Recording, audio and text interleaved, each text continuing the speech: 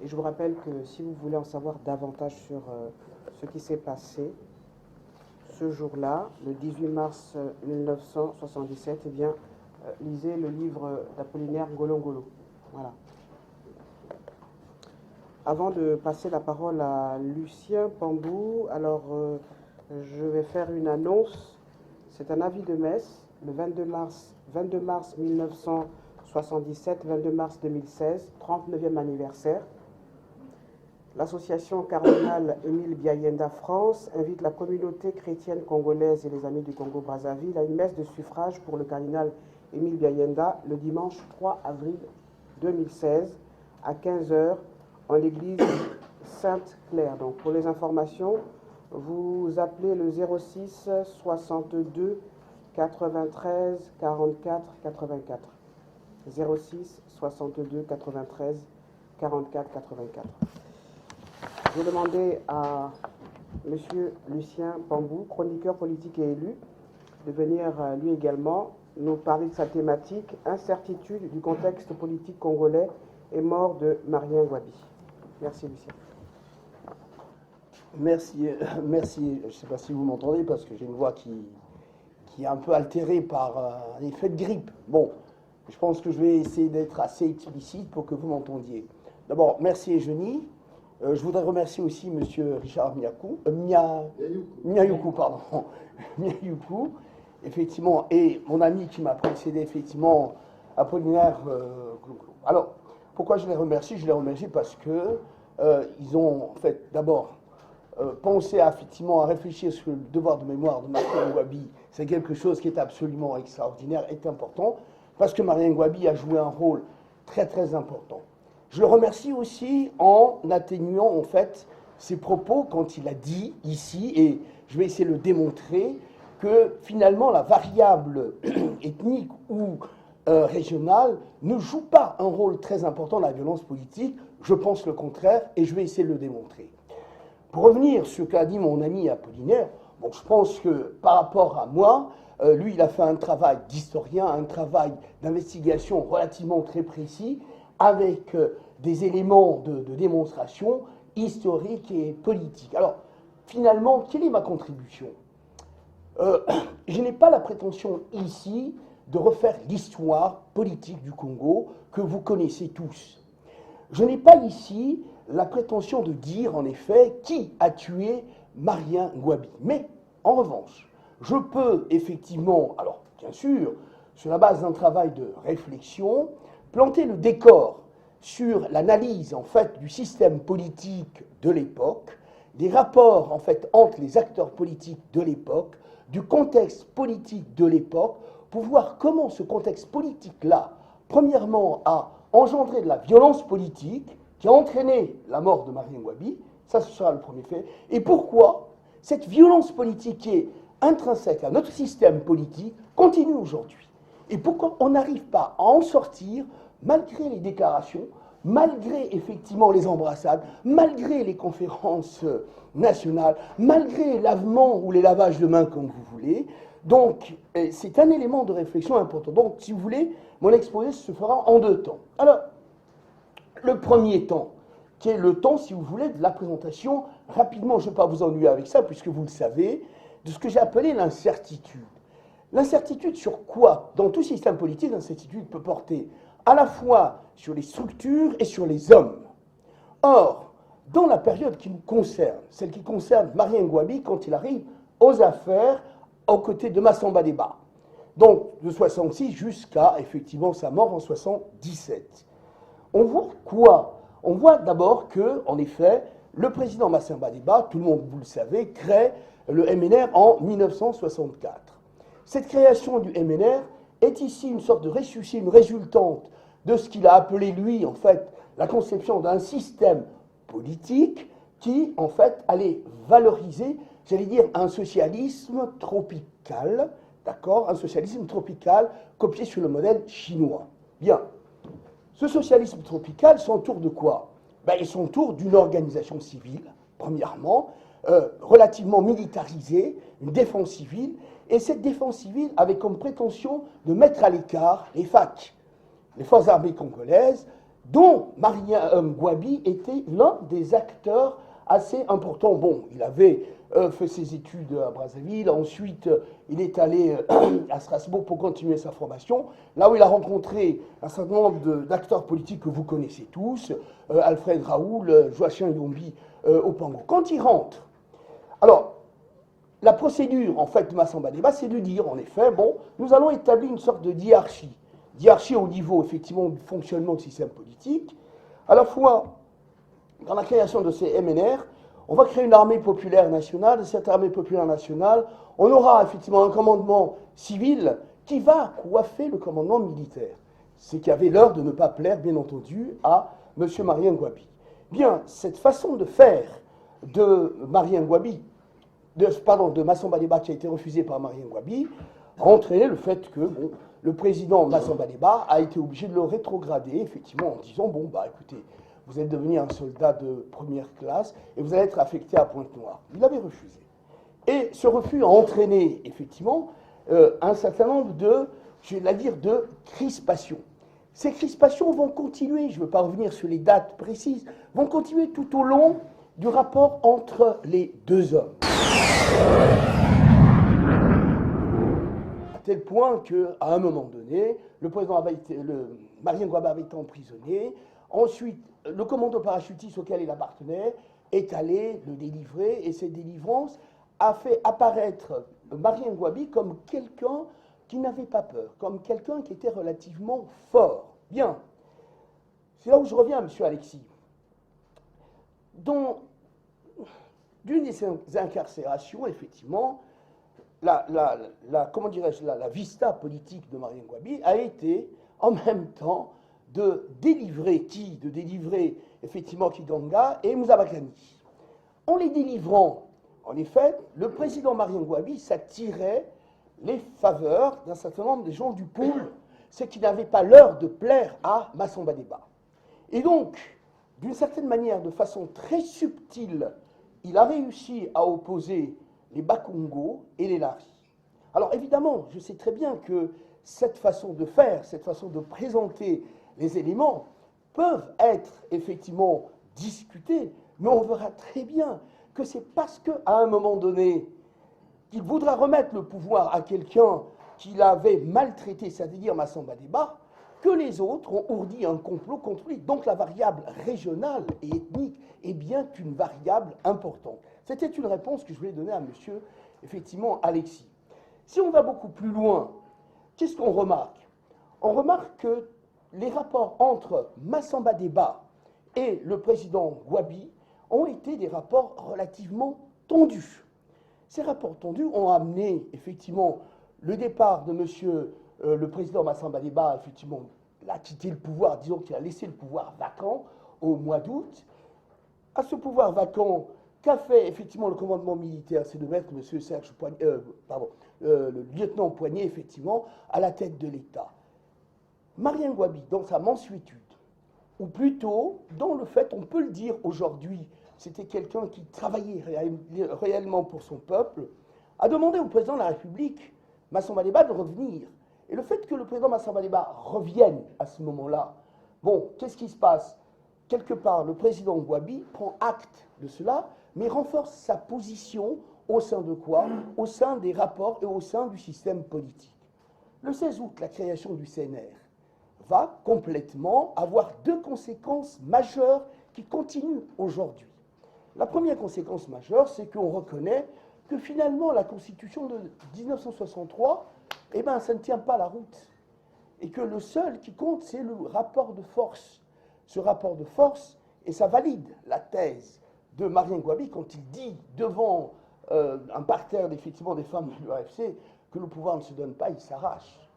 Et donc, le président Ngouabi introduit, sans le savoir, une variable effectivement militaire dans la gestion et dans l'organisation du pouvoir politique. Ça, c'est un premier point, à mon avis. C'est de là que partent je dirais, tous les errements constitutionnels que nous rencontrons aujourd'hui. Alors, je ne suis pas historien, je demande à mes amis historiens d'approfondir ces éléments-là, parce que tant qu'on ne les approfondira pas, on restera, ce que j'appellerais, dans l'émotion, dans l'empathie, dans les faits nouveaux, alors que toute l'histoire politique congolaise est structurée. Donc, premier fait. Deuxième fait qui est important du CNR, c'est que on va arriver très vite à quoi? À une militarisation progressive du pouvoir politique qui continue jusqu'à maintenant. Cette militarisation du pouvoir politique, elle repose sur quoi? Elle repose sur, en fait, des militaires progressistes. Eux qui se disent progressistes, mais si on dit qu'ils sont progressistes, ça veut dire que tous étaient tous d'accord pour les idées sociales ou socialistes. Ce que j'appelle le marxisme tropical. Ce marxisme tropical est lié à quoi? Il est lié au fonctionnement suivant. Vous aviez effectivement des intellectuels africains, militaires ou non militaires, d'ailleurs, je pense qu'on n'échappe pas toujours au système actuellement, qui, appartenant à la diaspora, ont pensé, et c'était normal, après la conférence de Bandung de 1955, que finalement l'indépendance politique passait par une réappropriation collective. Il y avait des expériences historiques qui le montraient, la Chine, l'URSS, les pays de l'Est. Donc il était tout à fait normal. Donc quand nous jetons la pierre sur ces progressistes-là, militaires ou civils, il faudrait peut-être regarder les circonstances et, le contexte dans lequel les choses se sont faites.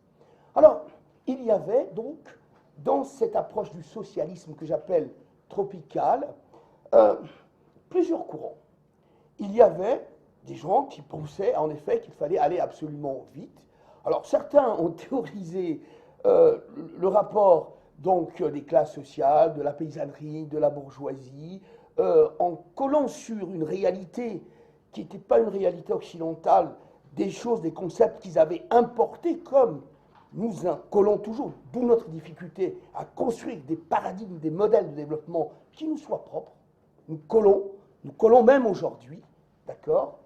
Et donc, il y a eu une sorte de compétition au niveau, effectivement, du comité central. Cette compétition-là a fait naître une violence politique. Moussa Bakani a été considéré, effectivement, comme quelqu'un de droite, alors qu'il était socialiste et marxiste comme eux.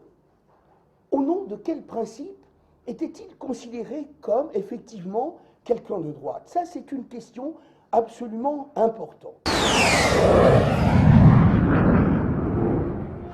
Deuxième aspect qu'il faut regarder. Alors là, je sors de l'aspect politique et je reviens dans l'aspect économique. Il faut reconnaître à Massamba Déba d'avoir, quand il est arrivé aux affaires, il faut aussi voir comment il est arrivé aux affaires, Massamba Déba. Il est arrivé aux affaires, bon, je ne vais pas revenir sur sa biographie. Rapidement, il était instituteur au Tchad. Ensuite, il est arrivé à Mosenjo, etc. Il a été à un moment donné avec Félix Tchikaya, Jean-Félix Tchikaya du Parti progressiste congolais. Et puis, voyant très bien que ça n'allait pas, il est allé voir Youlou, au niveau de l'UDIA, donc de l'Union de démocrates de la défense des intérêts africains. Et puis très vite, parce qu'il avait du flair politique, il est devenu effectivement directeur de cabinet et à l'indépendance, il est devenu quelqu'un de très important puisqu'il est devenu président de l'Assemblée nationale. Et après, quels sont les jeunes qui sont allés le chercher? C'est Moussa Bakani. Qui ont dit, bon, après les 3 glorieuses, effectivement, ou les 30 glorieuses, les 3 fameux jours 13, 14, 15, c'est toi maintenant qui vas devenir président de la République.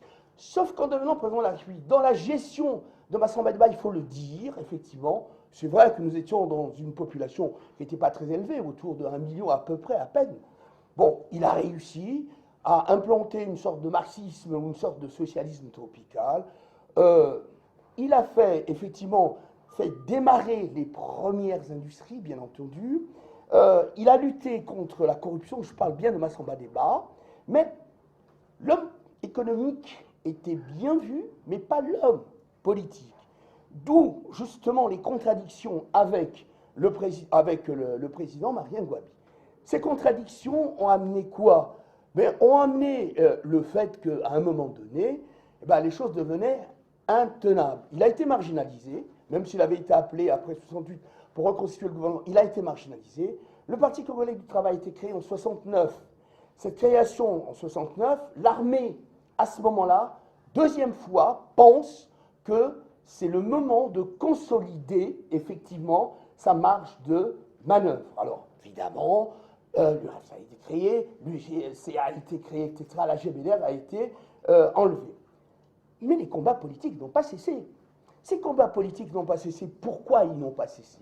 Ils n'ont pas cessé parce que Marien Ngouabi avait promis beaucoup. Alors, il avait un langage très... C'est normal, puisque c'était un socialiste. Alors, il faut aussi bien différencier les choses. Hein. Alors que Massamba Deba était, lui, beaucoup plus tourné vers la Chine, Marien Ngouabi va, lui, être tourné vers les pays de l'Est, vers Cuba, vers la Russie, la Roumanie, la Tchécoslovaquie. Et donc, il va mettre en place une sorte de diatribe, discours contre le colonialisme, discours contre l'impérialisme, mais ce sont des discours, en fait, qui n'étaient que des discours, puisque de toute façon, face à une industrie naissante, les sociétés privées avaient leur mot à dire, premièrement. Deuxièmement, c'est le moment où ERAP Total commence l'exploitation et Agip 69 commence l'exploitation donc du pétrole sous le gisement Émeraude, bien entendu. Et que se disent les dirigeants français occidentaux? Voilà un marxiste, effectivement, qui nous pose problème. Ce marxiste qui nous pose problème, qui dit un certain nombre de choses. Bon, il y a eu des nationalisations qui ont été faites, il y a eu un certain nombre de choses qui ont été mises en place, mais tous ces éléments-là étaient... Pourquoi je vous en parle? Parce que ce sont des éléments qui se coagulaient et qui permettaient d'introduire des différences au niveau de la classe dirigeante, au niveau de la classe dirigeante, c'est la classe des militaires du CNR et du Parti congolais du travail. Les difficultés ont commencé. À ce moment-là, par rapport à ces difficultés qui ont commencé, il s'est aperçu de quoi? Il s'est aperçu de quoi? Que finalement, il y avait un homme, Apollinaire l'a dit, Massamba Deba, dont il n'avait peut-être pas mesuré l'impact tout au début, puisqu'il s'était opposé. Donc il lui a fait appel. Il a fait appel à Massamba Deba en lui disant, bon, grand frère, parce que chez nous, c'est la tradition, il faut quand même rappeler Massamba Deba né en 21 et Marien Ngouabi en 1938. Donc c'était normal qu'il appelât effectivement grand frère. Voilà la situation politique. Sauf que le fait de faire appel à Massamba Deba n'était pas pour plaire à une partie de la classe politique, à la classe militaire. Quel était le problème? Le problème, c'est que pour eux, cette partie de la classe politique et militaire, c'est que le président Ngouabi allait prendre le pouvoir et allait le remettre au Sud. Car c'est bien là le problème. Il ne faut pas qu'on se cache la vérité. Arrêtons de nous mentir. Il faut un travail thérapeutique. Depuis les indépendances, nous en sommes là, malgré les réconciliations, malgré les discours, malgré les embrassades. Quel est le problème qui est posé? Le problème qui est posé, c'est que, au moment de l'indépendance, on a bien vu, c'était Fulbert Youlou, quelqu'un du Sud, Massamba Deba, deuxième président du Sud. Bien, un certain nombre de militaires du Nord s'estimaient lésés, s'estimaient mis à l'écart un certain nombre de populations. Je sais bien qu'il n'est pas correctement politique de le dire, mais si nous voulons avancer, il faut qu'un certain nombre de ces choses-là soient dites, non pas pour pleurer dessus, mais pour en faire des éléments de combat, des éléments qu'il faut combattre. Alors, qu'est-ce qui s'est passé? Apollinaire l'a rappelé. Il y a eu donc cette volonté du président Ngouabi de dire, bon, grand frère, je ne peux pas, je ne peux plus, etc. Sauf que les autres disent, les autres du pouvoir politique disent donc de son village d'abord. Hein, le président Yombi, Assamikang, etc., les Koudiou disent, bon, on ne peut pas, c'est pas possible, on ne peut pas laisser Ngouabi remettre le pouvoir au Sud. Ce n'est pas possible. Bien, à ce moment-là, alors, il a cité le président Sassou, bien entendu. Alors, sur le président Sassou, je dis la chose suivante, tranquillement. Certains disent, oui, il aurait assisté. D'autres disent, mais vous savez bien, le président Sassou ne voulait pas du sang, etc. On reste dans une incertitude. Je n'ai pas de preuves. Je ne peux fonctionner que sur des conjectures et des hypothèses de travail. Alors, qu'est-ce qui s'est passé? Il y a eu un assassinat du président Marien Ngouabi. Cet assassinat est lié à quoi? Est lié simplement, d'abord, il inaugure la violence politique dans notre pays. Bon, qu'on le veuille ou non, 13, 14, 15 août, hein, c'était de la violence politique, hein, c'est clair aussi, même si les syndicats étaient là, qu'on le veuille ou non, la violence politique, c'est pas simplement prendre des armes. Manifester, c'est une forme de violence politique, même si on peut avoir des interprétations différentes. Ça, c'est la première chose. Deuxième chose, qu'est-ce qu'on remarque? On remarque que le président a été assassiné, sa mort reste indéterminée, mais elle ne reste pas indéterminée pour tout le monde. Et pourquoi on n'arrive pas à trouver, en effet, quels sont les coupables? Mais parce qu'on reste dans une sorte de flou. Alors, mon ami Apollinaire a fait un travail d'investigation que moi, je n'ai pas fait. Donc, je ne peux pas, si vous voulez, ici, vous apporter des réponses. En revanche, je passe à la deuxième partie de mon propos, c'est de dire, en effet, de cette violence politique. Qu'est-ce qui se passe? Mais de la violence politique, il se passe quoi? C'est que nous avons inauguré dans notre pays, effectivement, le fait que, malgré nos discours, eh bien, nous avons beaucoup de mal à nous organiser politiquement. Je vous prends mon cas. Personnellement, j'ai fait un papier le 22 novembre, vous pouvez aller vérifier dans Jeune Afrique, où je posais un problème politique et non pas un problème individuel en disant que l'opposition est introuvable. Bien. Et que cette opposition introuvable ne pourra rien faire contre Sassou. Tout le monde m'est tombé dessus en disant mais Pambou, tu es une guérie, tu as d'une guérie sassouiste, mais Pambou, tu parles machin, etc. J'ai simplement dit dans ce papier, et une sorte de prémonition, ils vont tous se présenter, et le principe c'est que le président risque d'être, j'ai dit bien, risque d'être réélu. Les faits m'ont donné raison. Regardez tous, ils vont tous à la soupe, ils vont tous se présenter, mais pourquoi? Parce qu'ils ont compris une chose. Au départ, le FROCAD, l'ICD disait, là je suis dans les conséquences, justement d'une mentalité congolaise. Ils disaient, mais oui, on ne se présente pas. Ils se sont tous présentés. Qu'est-ce qui va se passer au deuxième tour, s'il y a un deuxième tour? Eh bien, un certain nombre de gens de l'opposition vont aller voir le président Sassou en lui disant, président, nous ne voulons pas la violence politique, nous voulons la paix. Donc, prenez-nous. Faites en sorte que nous soyons avec vous. Alors, ça peut être discutable. Ça peut être discutable.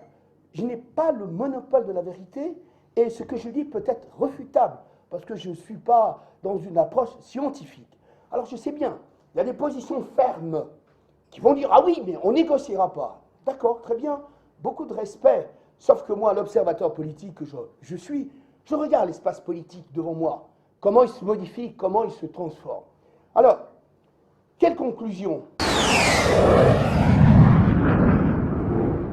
Premièrement, est-ce qu'on peut lutter contre la violence politique au Congo? Oui, Monsieur le Président, bien sûr qu'on peut lutter contre la violence politique au Congo. Bien sûr que les Congolais peuvent se retrouver ensemble. Regardez 93. Regardez 93, la violence politique. Ce qu'on a fait aux femmes, à qui on ouvrait le ventre. Parlons de ces choses-là directement. Ne nous camouflons pas. C'est des Congos entre eux. Donc ça, c'est un point. Cette violence politique nécessite, j'en parlais avec Julie, une sorte de thérapie mentale. Il faut arrêter de nous mentir. Arrêtons de nous mentir. Ça ne sert à rien. Je ne dis pas que la thérapie mentale sert simplement à regarder derrière et à pleurer. Non. La thérapie mentale doit nous permettre de faire la synthèse et d'avancer. Ça, c'est un élément important. Ce n'est pas parce que je veux vous dire, bon, regardez, on a tous dit des choses à nos parents, ce n'est pas pour autant qu'ils ne nous aiment pas. D'accord? Donc, avançons. Ça, c'est une première chose. Deuxième chose, il y a un débat sur la Constitution, il y a eu un débat sur la Constitution. Mais quand le président Sassou, en 91, dit « j'assume » à la conférence nationale, qu'est-ce qu'il fait finalement? Il rend le débat. Et pourquoi il rend le débat? Il rend le débat parce que, il a dit, Apollinaire, une conférence nationale qui devait durer quelques semaines, la durée de février à juin. Mais pourquoi? La durée de février à juin, parce que tout le monde voulait un PRIM. Oui, arrêtez, s'il vous plaît. Je suis assez... Tout le monde voulait... Je dis les choses directement. Je sais bien. Alors, qu'est-ce qu'on en a tiré de cette conférence? Est-ce que la conférence a empêché 93 et 97? Non. Est-ce que la conférence a empêché que nous nous entretuions sur les crimes civils? Non.